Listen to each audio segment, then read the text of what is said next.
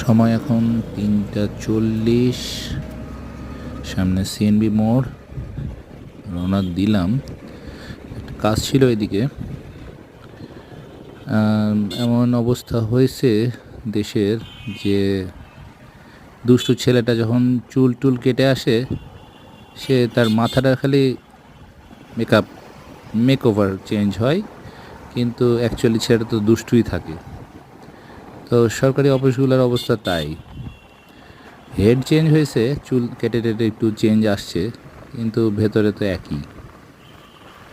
মানুষের নীতি নৈতিকতার কোনো পরিবর্তন আসেনি। বাঙালির কখনো চেঞ্জ মনে হয় না আমরা দেখতে পাবো। জেনজিও দেখতে পাবে কিনা আল্লাহ জানে। তো যাই হোক, আমরা রাস্তার একটু উপভোগ করার চেষ্টা করি।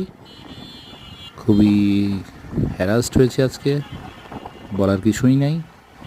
নর্মালি সরকারি অফিসের কাজগুলো এই জন্যই করতে যেতে চায় না, এই কারণেই নানাবিধ সরকারি অফিসের কাজ যে সাথে জড়িত না হই না।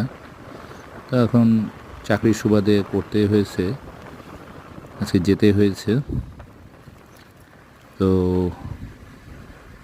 যাই হোক, অনেকটা ছিনতাই হয়ে যাওয়ার পরে যে ফিলিংসটা হয়, যে আপনার কাছে কিছু টাকা পয়সা ছিল, ছিনতাইকারী ধরে টাকা পয়সাটা নিয়ে নিল, তারপর যে ছিনতাইকারী আপনার সাথে মিষ্টি মিষ্টি করে কথা বলে এক কাপ চা খাওয়ালো। তো আজকে আমার অভিজ্ঞতাটা ওরকমই, তিক্ত অভিজ্ঞতা নিয়ে এখন যাচ্ছি। আমি বামের রাস্তাটা ধরি, এটা ঘোষপাড়ার রাস্তা। এখন আর কি বলবো, মন মেজাজটা একবারে খুবই খারাপ হয়ে আছে। কারণ এইরকম অভিজ্ঞতা একবার ছিনতাই হয়েছিল আমার সাথে। সেই দিন যে অভিজ্ঞতাটা হয়েছিল, আজ মনে হচ্ছে আমার সে অবস্থা। সেদিন যেমন সর্বশান্ত করে দিছিল, আজকেও প্রায় সর্বশান্ত করে দিছিল।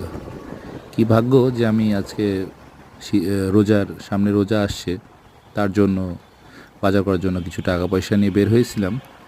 তো অফিস শেষ করে বাজারটা করে তারপরে বাসায় যাব নিয়ত ছিল।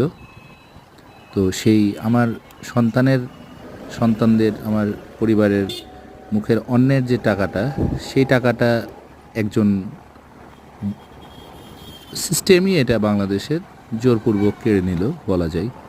সেটা হচ্ছে স্পিড মানি নামে পরিচিত। তো আমার সন্তানের মুখের খাবার কেড়ে নিয়ে তার সন্তানের মুখে যখন খাবারটা পৌঁছাবে, সেই খাবার তার পেটে যে